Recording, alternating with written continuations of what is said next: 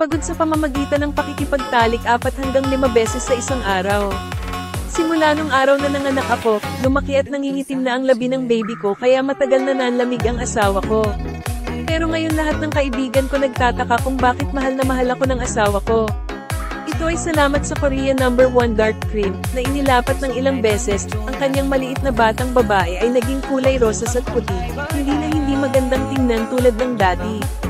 Palagi akong pinupuri ng aking asawa, sa mga araw na ito, para akong isang 20 taong gulang na anak na babae, kahit na nanganak na ako ng pangatlong anak, pag uwi ko mula sa trabaho, wala akong oras upang maligo, at idiniin niya ako. Ginagamit ko rin ito para gamutin ang maitim na kinikili at labi, kahit saan pa ang balat ay kulay rosas. Minsan ang sikreto sa pagpapanatili ng kaligayahan ng pamilya ay hindi masyadong maluho.